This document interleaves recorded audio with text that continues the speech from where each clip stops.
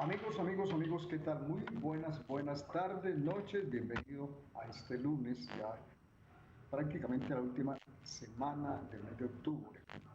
Pero siempre nosotros aquí tratando de cumplir con lo mejor, tratar de entenderlo mejor como humanos que somos, por la dimensión trascendental que tenemos los hombres. En el programa Algo de Alguien, a veces tengo pensamientos de personas que no he encontrado, son digamos, no tienen título de pensamientos. Y me, yo admiro mucho a la gente que permanece oculta con estos extraordinarios pensamientos. Al personaje que voy a leer sobre un pensamiento que es una realidad es el físico alemán Max Planck. Y él decía que la ciencia es incapaz de resolver los últimos misterios de la naturaleza.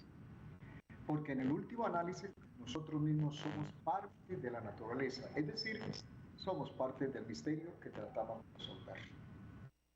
Nosotros somos un verdadero misterio, porque nadie puede decir algo del alma, porque esa alma es la parte sustancial quiero decir, la única sustancia necesaria en este mundo que es Dios.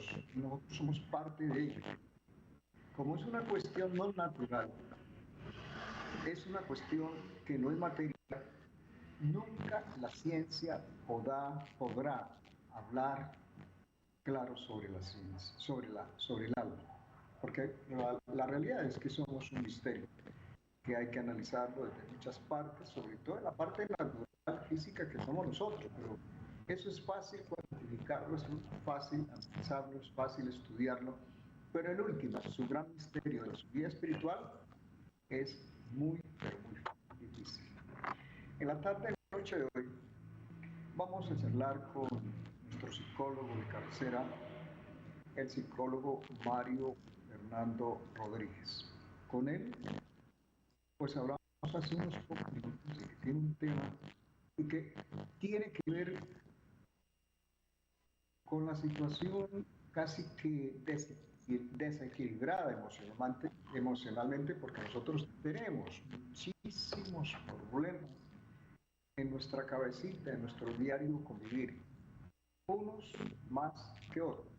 Es decir, tenemos una crisis vivencial y estamos aterrorizados por tantos cambios, tantas transformaciones.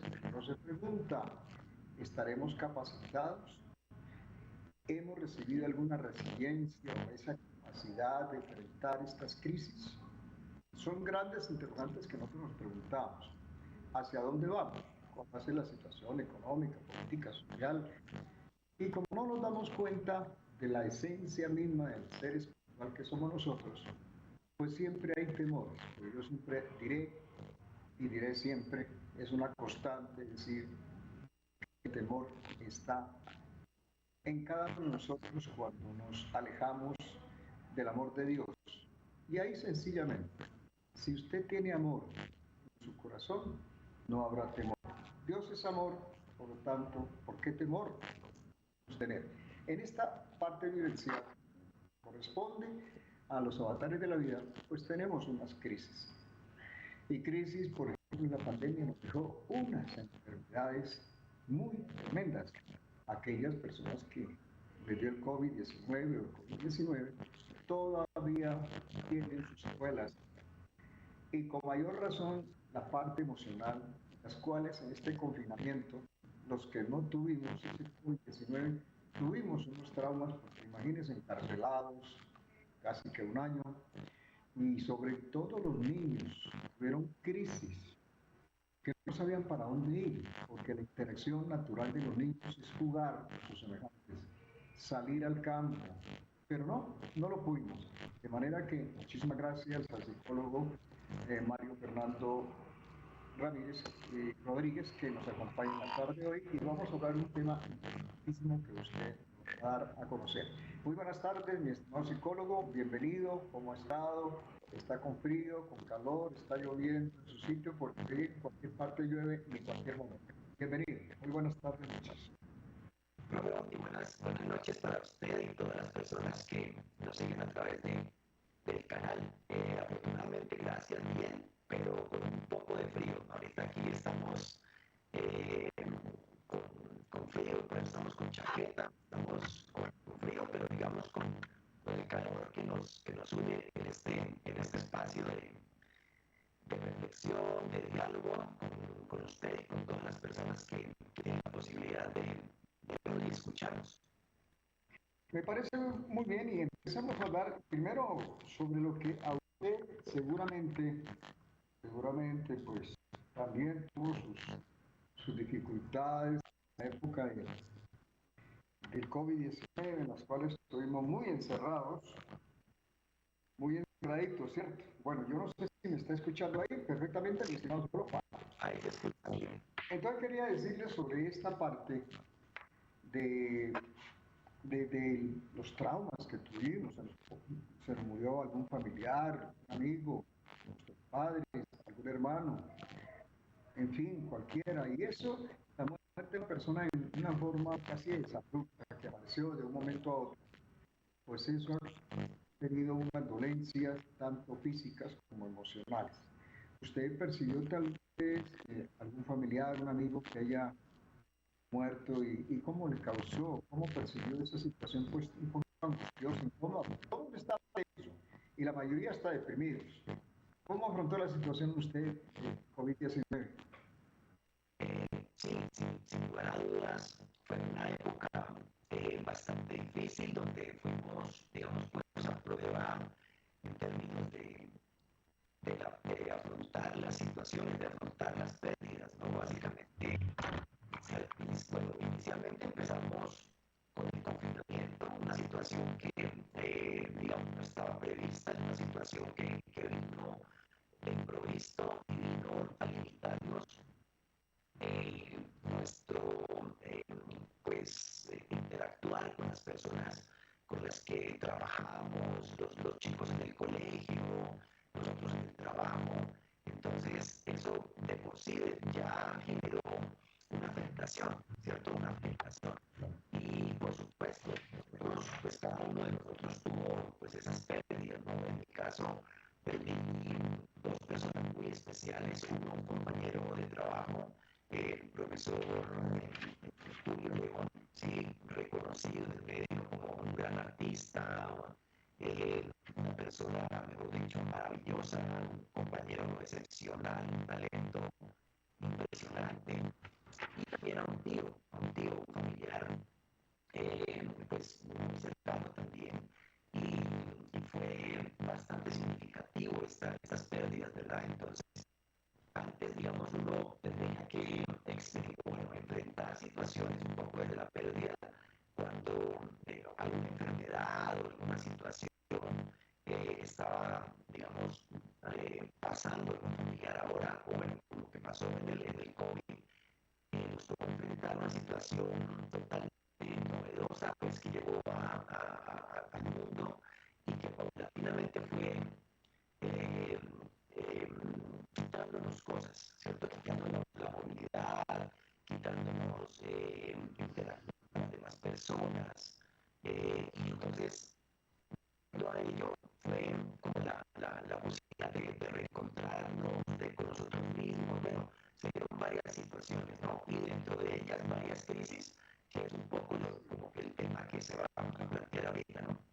A ver, mi estimado psicólogo, aquí el compañero de producciones, Jean-Pierre Álvarez, me está diciendo que vamos a un corte con la finalidad de mejorar algo que él eficiente está percibiendo. Entonces, mi estimado Jean-Pierre, pues suspendamos tal vez un minutico con la finalidad de reencontrarnos en el programa, a pesar de que le escucho, yo le escucho, usted me escucha, con la imagen bien, pero seguramente en el interno parece que hay alguna dificultad. Jean-Pierre, entonces, mi estimado productor, usted dirá, tiene la última palabra. Bueno, entonces parece que sí vamos a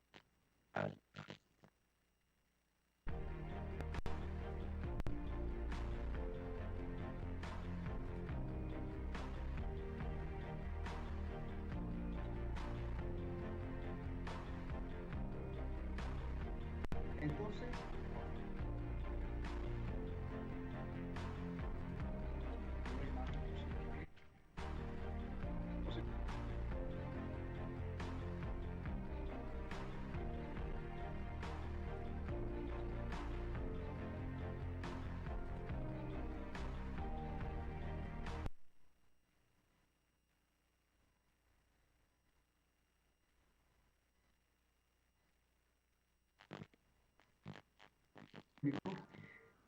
decíamos, generalmente pues cuando uno ha perdido algún familiar, ha perdido, y sobre todo familiares cercanos o algún amigo que también ha sido cercano a nuestras actividades, pues y que se vaya este momento, en este mundo de un momento a otro, pues eso duele mucho, porque caramba, es un ser que nunca lo vamos a tener presencialmente. Pero quisiera preguntarle, mi estimado psicólogo, esa vivencia, esa vivencia traumática que hemos vivido, quisiera preguntarle sobre lo más importante que son los niños que tuvieron esa crisis y les dio rabietas y se volvían insoportables y la mamá tampoco no podía controlar porque el niño necesita un espacio amplio, el niño necesita interactuar con sus homólogos, con sus iguales, el niño necesita hacer multiplicidad de actividades porque eso es lo que está haciendo en un mundo de descubrimiento. ¿Cuál fue para usted en las instituciones educativas que usted ha tenido el informe que seguramente en algunos registros le ha dado los padres de familia o algunos estudiantes para ver cómo, qué estrategias o qué metodologías o cómo se pudiera o se hubiera hecho el mejor manejo para que los jóvenes, y todavía siguen, entiendo mi estimado psicólogo Mario Fernando Rodríguez, que sigue ese gran problema. Esto no es un pasito nomás, sino que cuando los niños, entiendo así, cuando, bueno, sí, mi estimado Jean-Pierre, sí he percibido una pequeña interferencia en el micrófono del doctor Mario Fernando, entonces, pero sí yo lo escucho. Ahí me escuchan bien. Tenemos es una pequeña, digamos, distorsionamiento del sonido, pero pues yo le percibo bien claramente sus comentarios. Pues prosigamos a ver si entonces sí hay una distorsión en el sonido, como dice Jean-Pierre. Entonces, pero tratemos a ver de enfocarnos si será que tiene algo como oxidado dentro del micrófono, que será alguna cosita.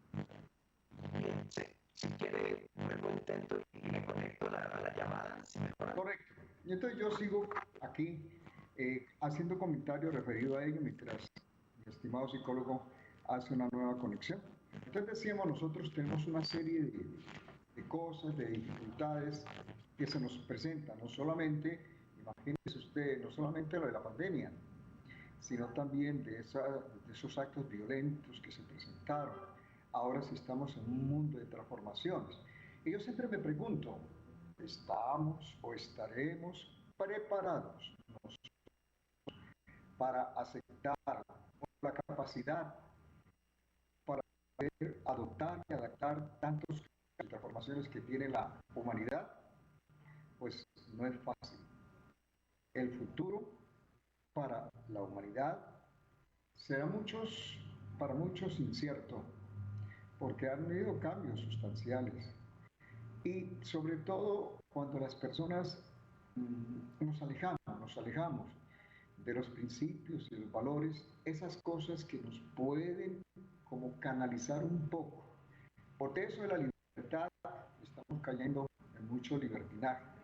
El dejar hacer, dejar pasar, que es lo que no comparto y no comparto. Nunca. Ay, mi estimado Mario Fernando, ilustre psicólogo Mario Fernando Rodríguez, le escuchamos y prosigamos. Mejor, ya mejoró sustancialmente. De acuerdo, bueno.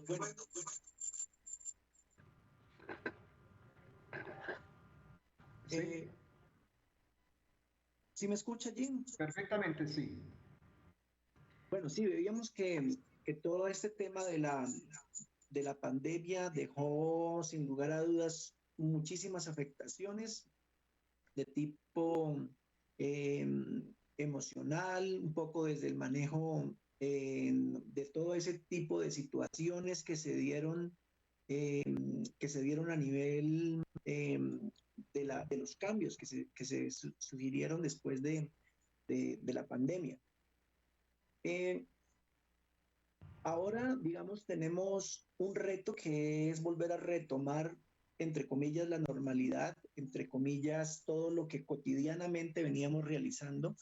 Y eso demanda, pues, también un aprendizaje que obtuvimos luego de la pandemia. Luego de ello, las personas, hubo una palabra que estuvo muy de moda que fue reinventarse, ¿no? Nos reinventamos nuevamente con situaciones de afrontamiento, de entender que la crisis también nos pudo generar varios aprendizajes y generó en nosotros situaciones que antes de pronto no habíamos percibido, no habíamos necesitado realizar. Y aparte, bueno, aparte de la afectación de la pandemia y aparte de todo lo que esto nos deja, se vienen las diferentes situaciones que se pueden identificar como crisis, ¿no? Un poco desde el tema que se había planteado para el día de hoy, que eran los primeros auxilios psicológicos, profe. Entonces, en estos primeros auxilios psicológicos no necesariamente tengo que ser psicólogo para brindar ese apoyo a esa persona que está en crisis, ¿verdad? Entonces, los primeros auxilios psicológicos son como la herramienta que les permite a las personas hacer ese apoyo frente a una situación donde la otra persona está en un desequilibrio, en una pérdida de ese equilibrio emocional que generalmente tenemos, ¿verdad? Nosotros tenemos una homeostasis que nos permite a nosotros ser funcionales, estar en el trabajo, estar en nuestra familia, cumplir con nuestras obligaciones y demás. Cuando ocurre una crisis, entonces ahí se pone a prueba las herramientas que psicológicamente tenemos, ¿verdad? Y entonces ahí podemos encontrar diferentes situaciones que se pueden tener como seres humanos. Entonces están las crisis circunstanciales, ¿cierto? Las que ocurren eventualmente en la vida de cada individuo, de acuerdo a los catástrofes naturales, a la pérdida de un ser querido, a la pérdida del trabajo, situaciones que ponen a prueba al individuo y que afectan ese equilibrio con el cual pues nosotros cotidianamente estamos funcionales. Hay esas crisis, las crisis circunstanciales, que son aquellas que ponen a prueba al individuo, que afectan psicológicamente a la persona, perder el empleo, una ruptura amorosa, que nos fue mal en el trabajo, perdimos el trabajo, la muerte de un ser querido y demás. Esas son las crisis circunstanciales. Hay otras crisis, ¿cierto? Que son las crisis de desarrollo, las crisis evolutivas, de que cada individuo pasamos por esas etapas. Entonces, los primeros auxilios psicológicos, como vuelvo y repito, no tiene que ser la persona psicólogo o experto en el tema para brindar ese apoyo, esas herramientas de afrontamiento que se requiere frente a una afectación psicológica. Cabe resaltar que ese tipo de crisis, las circunstanciales, cuando yo las entiendo, son muy particulares, porque para una persona puede tener una respuesta más adecuada frente a perder el empleo, por ejemplo, que para otra.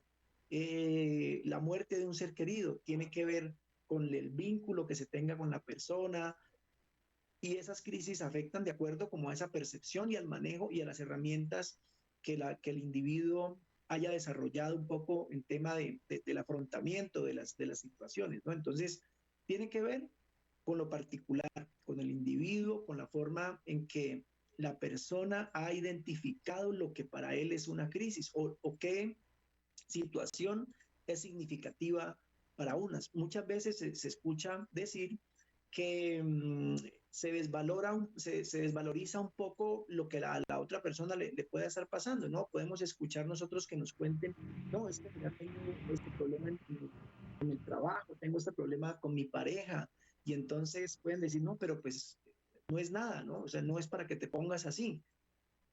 La manera en que nos afecta tiene que ver con lo individual, con la forma en que interpretamos las dificultades, porque no podemos hablar que lo que a mí me afecte y de cómo me afecta va a ser igual para la otra persona, ¿sí? Entonces es de cada persona cómo lo asuma, qué tantas herramientas, qué tantas habilidades sociales cuenta esta persona para hacerle frente a esta situación. Entonces, pues hay una serie de pasos para hacer estas primeros auxilios psicológicos. Bien, interesante lo que usted acaba de decir, referido al acompañamiento. Y entiendo que ojalá, pues, las unidades o la estructura familiar se haya descompuesto un poco. Y en la unidad familiar existen pues, muchos componentes. En la unidad familiar de los hijos o tíos, porque hoy día se vive también con tíos, hoy día se vive con las abuelas o los abuelos, hermanos, en fin. Entonces, en ese cuadro hay conocimiento. El conocimiento es importante, pero no lo suficiente, porque para eso están los profesionales cuando existen estos traumas, existen estas inestabilidades y sobre todo si hablamos de los niños, pues los niños tuvieron y tienen esos traumas que uno no alcanza a percibirlos. Pero cada uno de nosotros, dentro de esa convivencia en la unidad familiar, conocemos casi algo del comportamiento de cada uno de nosotros y cuando hay comportamientos diferentes, es ahí donde debemos preguntarnos con la gran pregunta, ¿qué te pasa? ¿Qué te sucede? ¿Por qué estás haciendo esto o lo otro? Pero nosotros casi no hacemos ese espacio de reflexión de preguntarles a nuestros cercanos familiares o hacer esa pregunta porque, caramba, es que usted no me va a resolver. Pero generalmente el simple hecho de hablar, ya eso estimula pues, esas endorfinas que son de buscar ese equilibrio emocional. Entonces, para usted, ¿qué estrategias o qué metodologías se emplean en las instituciones educativas con la finalidad de poder, por lo menos, reducir alguna problemática que se puede percibir momentáneamente? Porque estos problemas, pues, no son respuestas inmediatas, sino a mediano y largo plazo, porque los problemas pueden quedar hasta por muchos años de vida. Así es. Y lo importante de tener entrenamiento, de saber lo que son los primeros auxilios psicológicos. Porque eh, un padre de familia, un profesor, cualquier persona pudiera ser esa facilidad un poco o ese proceso de facilitar los primeros auxilios. Lo que usted acaba de decir es muy importante, ¿cierto? Porque hay algo que es el primer paso que se realiza, es la escucha activa. Una escucha activa donde hay una atención específica sobre el estado emocional de la otra persona. Cuando yo reconozco ese estado emocional en la otra persona, identifico qué es lo que le está ocurriendo. Esa escucha activa es una escucha donde hace válido cada uno de sus sentimientos, donde reconoce sus sentimientos, donde reconoce que la otra persona tiene una afectación frente a cualquier situación que le puede estar ocurriendo. Nosotros podemos decir lo que le decía hace un momento, que un niño perdió un examen, ¿cierto? Que un niño le va mal en el estudio, que un niño se siente mal con sus compañeros, que un niño se siente mal en su casa, que una persona, que un adulto se siente mal por alguna razón y está en un estado de crisis. Entonces, cuando entramos en un estado de crisis, se bloquean todas las estrategias que como ser humano podemos tener para enfrentar esta dificultad. Entonces, entramos en ese estado de crisis y ahí fundamental, el primer paso es tener una escucha activa. Entonces, escuchamos activamente, validando ese sentir, que sería el segundo paso, validar el sentir, saber que la otra persona se está manifestando y que está teniendo un reconocimiento de sus emociones y estamos validando ese sentir, o sea, nos ponemos en su lugar, tenemos empatía, mostramos respeto por lo que está pasando, no vamos a descalificar, no decimos, pero es que eso es una bobada, ¿por qué te sientes así por tal situación? Manifestamos respeto. Generamos un ambiente fundamental de empatía y de aceptación. Es decir, me pongo en el lugar de la otra persona de acuerdo a lo que esa persona me está diciendo y soy empático, ¿cierto? Reconozco esa empatía y trato de identificar ese sentimiento y esa aceptación. También cuando yo escucho, cuando yo tengo esa actitud de escuchar al otro, tiene que la otra persona identificar que puede confiar en mí, ¿verdad? Que es una actitud un poco desde la postura, desde lo que yo manifiesto, de lo que yo digo, a través del diálogo, donde él pueda decir que lo que le esté pasando es confiable a la persona que yo le estoy manifestando. Observo entonces también el contexto en lo que está ocurriendo, qué está pasando, cuáles son las circunstancias que llevaron a esta persona a estar en este estado de crisis, ¿no? Entonces, hago también un seguimiento de lo que la otra persona me está diciendo. Entonces, hago una interpretación. Entonces, lo que tú me estás diciendo es que te afecta que tus compañeritos no jueguen contigo. O sea, y ahí estoy propiciando que se dé un diálogo asertivo o estoy tratando de motivar la conversación de cualquier persona, ¿cierto? Independientemente de la razón que sea, ¿cierto? Tener la intención de ayudar y que la otra persona sepa que yo estoy allí para colaborar, para ayudar, ¿cierto? Muy importante el contacto visual, a sentir con la cabeza que lo estoy escuchando. Tener preguntas abiertas, como para decir, bueno, háblame un poco de lo que me estás diciendo ahorita, que me parece muy importante. Tú acabas de decir que para ti es fundamental que tus compañeros jueguen contigo, ¿cierto? Entonces ahí se va a facilitar el diálogo para que el niño o cualquier otra persona, dado el caso, pueda manifestar lo que está diciendo. Para que se tome también su tiempo, respetar sus tiempos. Cuando la persona viene en un diálogo y manifiesta su sentir y quiere o hace una pausa, pues también respetar esas pausas, ¿cierto? Interpretando ese silencio, dando una aceptación frente a lo que nosotros estamos escuchando.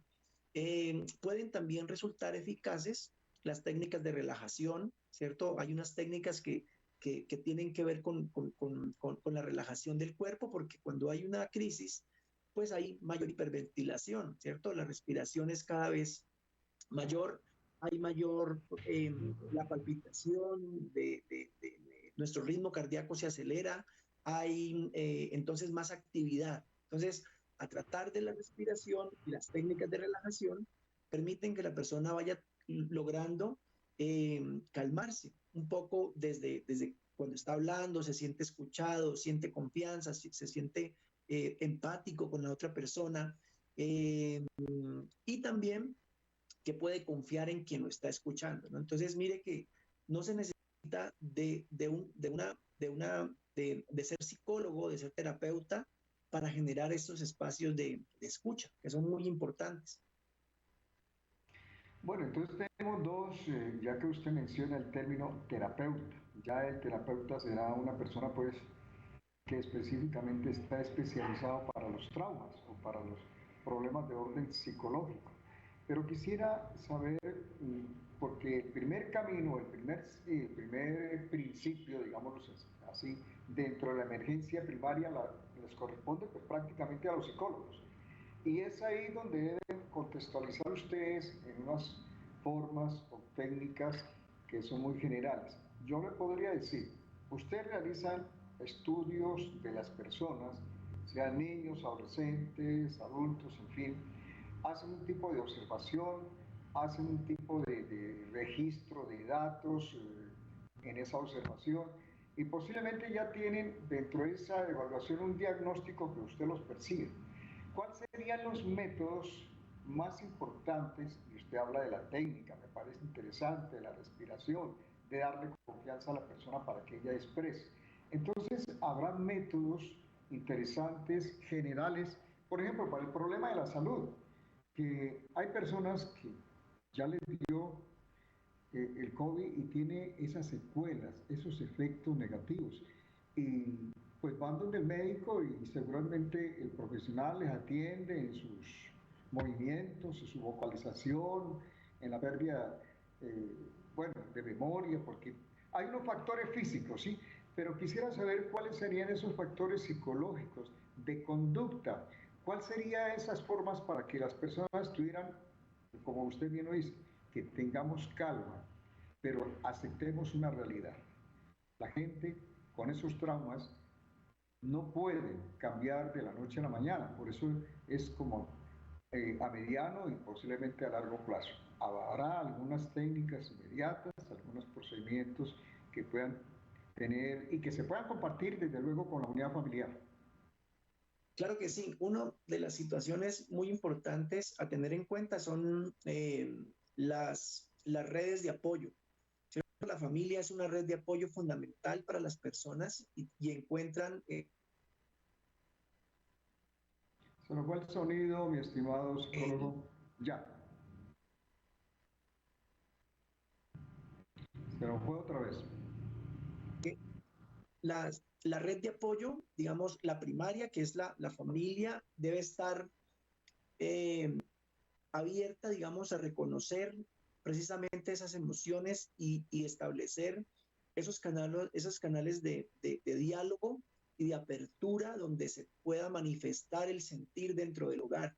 Si un niño se está sintiendo temeroso, agobiado, que pueda manifestarlo, que pueda abrir su corazón y abrir sus sentimientos para que las personas que están con él lo puedan escuchar, se sienta escuchado, y no solamente el hijo, ¿no? También los adultos, porque muchas veces tratamos o tendemos más bien a quedarnos callados como una forma de solución de conflictos internos, y no es sano tampoco, ¿cierto? Muchas úlceras, muchas situaciones, inclusive del cáncer, se han determinado, han sido producto de todas estas también situaciones internas que no han salido, ¿cierto? Que no le han dado manejo y que no han sido expresadas desde el sentir, donde se haya podido estar abiertamente sobre lo que cada quien está expresando, está sintiendo, ¿no? Porque sin lugar a dudas, el diálogo, el discurso descarga, el diálogo y el discurso permite que las personas saquen el sentir y saquen sus tristezas y saquen las angustias, los miedos, las ansiedades, y que lo hagan a través del diálogo, de lo que para ellos significa. Entonces, eso sería una primera técnica, digamos, desde la escucha activa. Cuando las personas se encuentran en un lugar de confianza, donde sus papás o donde en su hogar el esposo puede manifestar su sentir, donde la esposa puede manifestar su sentir, los hijos pueden manifestar su sentir, entonces se establece un clima óptimo de escucha, un clima que generalmente propicia el diálogo, propicia la escucha. Y también es muy importante entender que pues debemos revisar también nuestra situación emocional. No necesariamente, mire que las consultas psicológicas son cuando ya uno haya descubierto un problema. Qué bueno hacer unas consultas psicológicas preventivas para potenciar algunas situaciones que como seres humanos tenemos, que son varias, pero no, un poco la ida al psicólogo está vista pues como que está loco, o al psiquiatra o un terapeuta. Entonces, no, digamos, decir que necesitamos trabajar en nuestro interior y que necesitamos saber ayuda. Entonces, los primeros auxilios psicológicos serían esa primera atención, desde la escucha activa, ser empático, y tiene que ver también con la lectura que hacemos de las demás personas. cuando vemos que es una persona abierta, espontánea, que comunica abiertamente ideas, que es activa, que le gusta el deporte, que le gusta el trabajo, que se preocupa por él mismo, que tiene autocuidado, se baña, come bien, duerme bien, ¿sí? Entonces, cuando esta cotidianidad y esta funcionalidad del ser humano empieza a variar, los padres de familia y las demás personas que están a su alrededor deben ir identificando esos cambios para eh, sugerir o para dar una atención especial, específica frente a ese sentir. Muy probablemente que haya algo que este individuo está sintiendo, hay algo que le está generando una crisis, que hay algo que le está atormentando, hay algo que le está molestando emocionalmente, que le está afectando y esto haga que su cotidianidad se afecte. Entonces, si conocemos, digamos, dicen, las mamás conocen al hijo con la cara, ¿cierto? Lo ven y le dicen, a usted le pasa algo, ¿qué le pasó? ¿Sí? O en el tono de, en la forma como se expresa. Las mujeres, las mamás tienen ese sentido, digamos, particular de identificar y de leer muy bien a sus hijos, incluso a los esposos también, ¿no?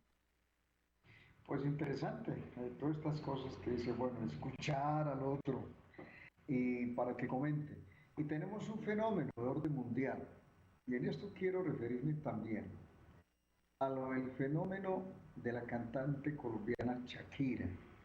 Y es que nosotros debemos salir de esa monotonía. En esa canción de la monotonía trae un mensaje también para todos nosotros, a pesar de que ese dolor, esa parte que estaba sufriendo Shakira, lo puso en conocimiento de toda la gente, porque pues los medios siempre comunican y todas vainas, y ella manifestó, creo, ¿no? A mi entender, en una forma inteligente de que eso que estaba internamente sufriendo, como usted bien lo dice, esas cosas que lo inquietan a uno y no sabe cómo expresarlo, pues imagínese la expresión de Shakira que manifiesta su problema.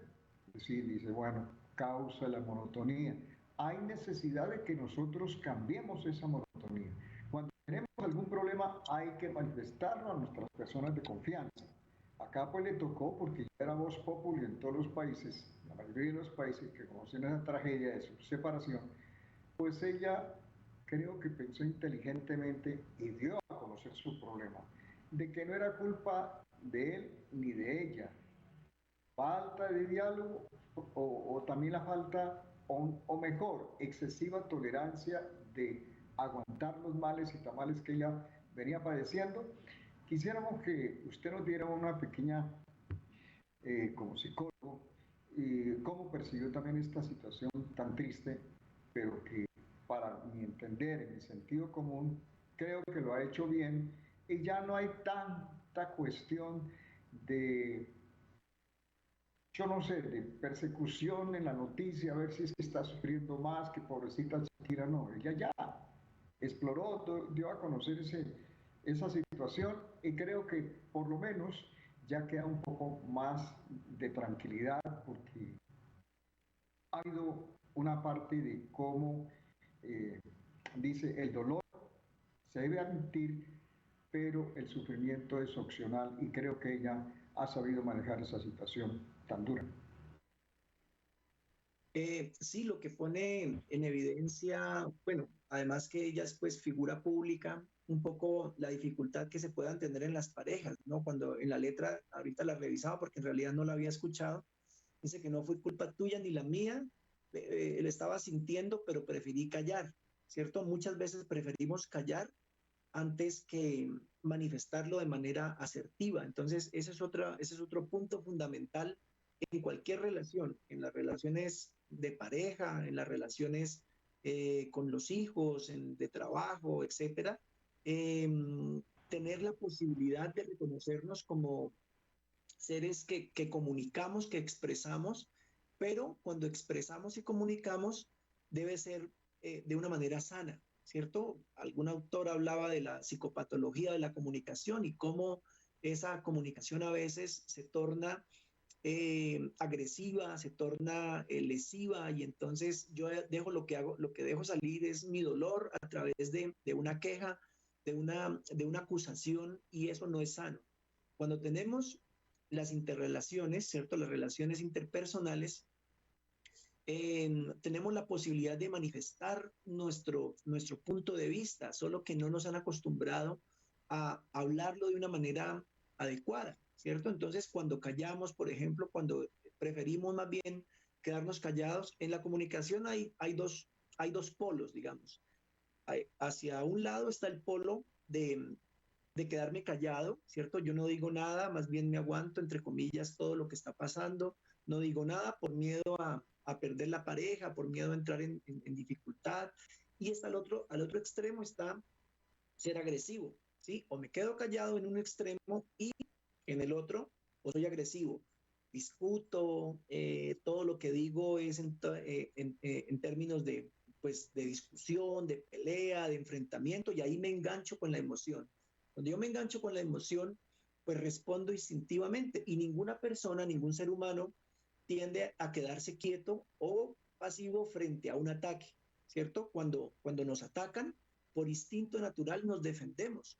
Entonces, la idea entre esos dos polos sería buscar un punto neutro, que es la asertividad, cuando logramos comunicar lo que en realidad nos pasa, cuando lo que en realidad sentimos. Claro, mire, Epícteto, un filósofo griego, él decía que no nos afecta lo que nos pasa, sino aquello que nos decimos de lo que nos pasa, ¿sí? Las cosas que nos suceden no son las que nos afectan, lo que nos afectan es lo que nosotros interpretamos de ello. Entonces, cosas que salen de nosotros no podemos ser modificadas, no pueden ser modificadas. Que cambie el clima, que haya un buen tránsito, que no haya tanto trancón, que nos vaya bien en el trabajo, que bueno, eso es lo que esperaríamos. Pero cuando se presentan las situaciones afuera de nosotros que no podemos modificar, es cómo respondemos frente a eso, ¿sí? Cómo nosotros asumimos las situaciones, pues que no podemos cambiar, sino la forma y cómo lo interpretamos, ¿sí? Entonces, mira, por ejemplo, no sé si tú hayas visto al Nick Vucevic, a la persona que es un motivador que está sin sus extremidades, no tiene él creo que vino aquí a Popayán alguna vez a dar unas charlas de motivación y bueno, entre otras cosas.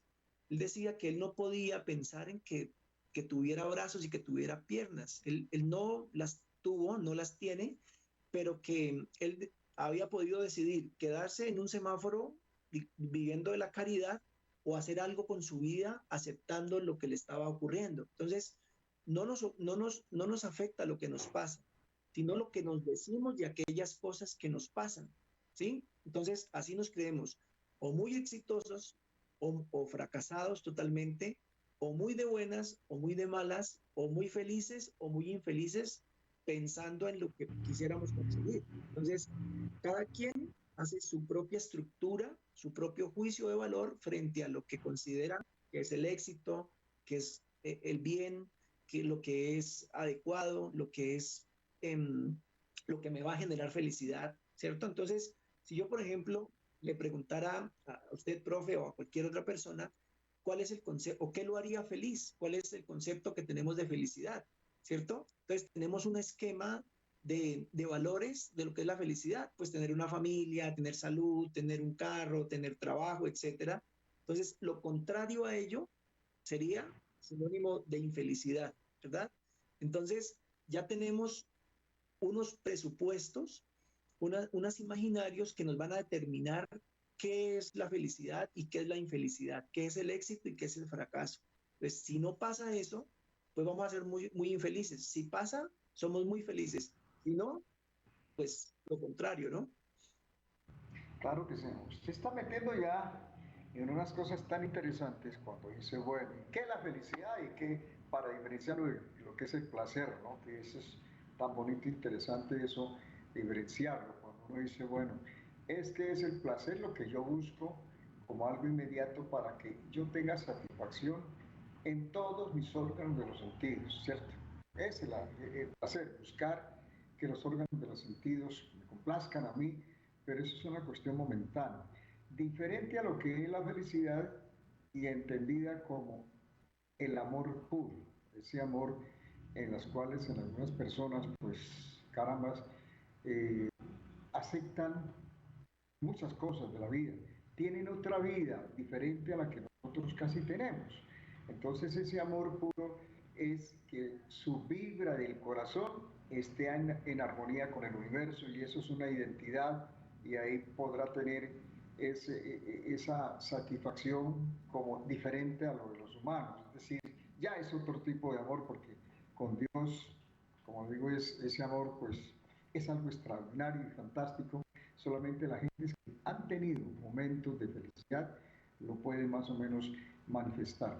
Y otra cosa es la triste realidad. Nosotros a veces contamos lo que no somos y nosotros debemos contar la realidad de nuestra vida, porque los secretos, pero hay que saberlos a quién contar. Entiendo que pues primero pues a sus padres, que son los que los conocen y seguramente ellos con su sabiduría, como usted bien lo decía, la mamá uno le conoce pues hasta lo que respira, porque es ella parte, pues los hijos son parte de ella y entiende muchas cosas de sus debilidades y a ellos pues hay que depositarle primeramente la confianza.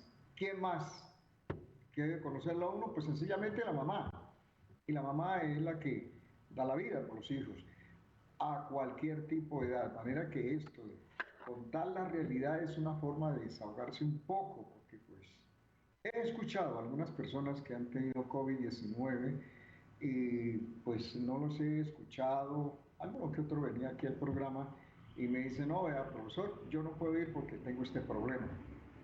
Y entonces lo manifiestan porque hay que tener la generalidad, es que lo que le sucede a él no es cosa del otro mundo, es una cosa real que nos ha sucedido a miles y millones de personas. Porque hay un programa que está dando a conocer las debilidades o los problemas que son casi unos raros, otros que son comunes de personas, tal vez en los informantes, a veces en cosas que uno dice, carambas, agradecer a Dios porque uno está muy bien. Hay unas personas que tienen unas enfermedades que son durísimas y hay otras personas que no tienen esa enfermedad, pero tienen otra enfermedad durísima. Y es bueno que lo comuniquen, no con el sentido de que les dé lástima, porque he escuchado a personas que tienen el carácter y la forma de expresar que tienen, pero no se acobardan. Y por el contrario, surgen ahí valores, surgen fuerzas positivas, y por eso se tiene que hablar mucho con otro tema que en otro momento vamos a hablar sobre el subconsciente, que eso es algo súper extraordinario porque es otro tema, un misterio, una grandeza, lo mágico, lo grande que tenemos los hombres, pero que no lo hemos desarrollado. Eso es el subconsciente. Por eso hay que hablarlo.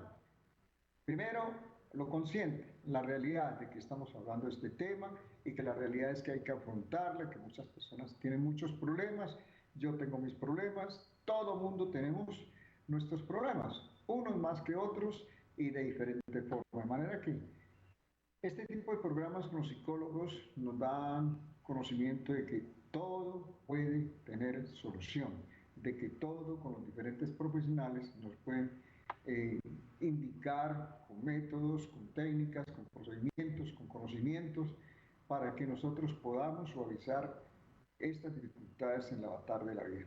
De manera que mi estimado psicólogo, no recomendaciones, creo que se nos está acabando el tiempo, ¿no?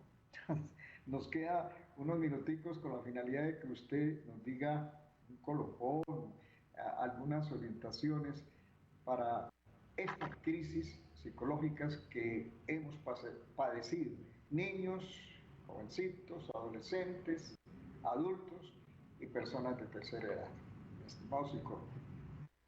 Sí, bueno, un poco para finalizar el tema, la importancia de esos primeros auxilios psicológicos. Son básicamente la atención que tiene cualquier persona que pueda interesarse en escuchar a la otra persona y generar que la otra persona logre conseguir su estabilidad emocional, por lo menos por la crisis, ¿cierto? Entonces, en la casa, en el trabajo, uno dice, bueno, pero ¿qué le digo? ¿Cómo respondo? ¿Cómo reacciono? ¿Cierto? Uno, la escucha activa, validar las emociones, respetar el sentir de la otra persona, tener empatía y generar confianza en la otra persona para que pueda manifestar, porque mire que muchas veces con la posibilidad de que se le pueda brindar a una persona de escuchar, que pueda manifestar cómo se está sintiendo, se puede evitar una ideación suicida o un intento suicida también, ¿verdad? Entonces, porque necesita la atención allí, la persona que está muy mal, que está llorando, que está hiperventilando, está llorando. Entonces, esos primeros auxilios corresponden a facilitar a la persona que está allí la escucha, que está allí, que uno está interesado en la otra persona, que puede manifestar y hablar abiertamente de lo que le está ocurriendo. Entonces, y en ese diálogo fluido, pues facilitarle los canales adecuados de comunicación, asentir con la cabeza, tocar a la persona que estamos allí cerca, que sienta confianza, que pueda hablar, que pueda manifestar lo que está sintiendo.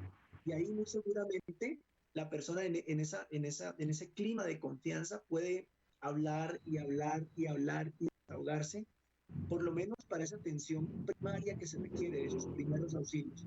Posteriormente habría que hacer una remisión a un terapeuta, ¿cierto? Pero entonces aquí vendría también la otra situación, que es cómo hacemos para la consulta psicológica. Hay que ir a la EPS, sacar clínica con el médico general y después a remitirlo pues al psicólogo, ¿no? Pero entonces los primeros auxilios psicológicos es esa capacidad que tenemos de hacer esa escucha inicial, de estar activos, empatía y respeto por el otro.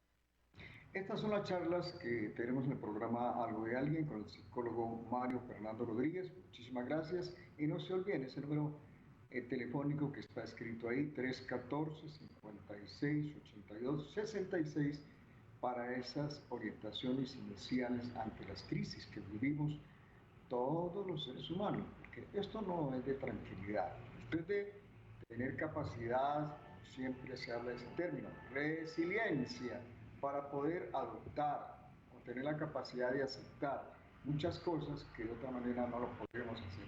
Por eso están los profesionales, está la familia y están las personas de las diferentes disciplinas del conocimiento para tratar de amortiguar estas dificultades. Mi estimado psicólogo Mario Fernando Rodríguez, muchísimas gracias, un buen descanso a nombre de todos nuestros amigos televidentes. Muchas gracias, profe, para usted y todos los televidentes. Un gusto. Igualmente para ustedes, amigo Jean-Pierre Álvarez, muchísimas gracias por la asistencia como productor y nos vamos, que tengamos buen descanso y con la grata compañía del ser creativo que siempre nos acompaña. Adiós, adiós. Muchas gracias. Adiós.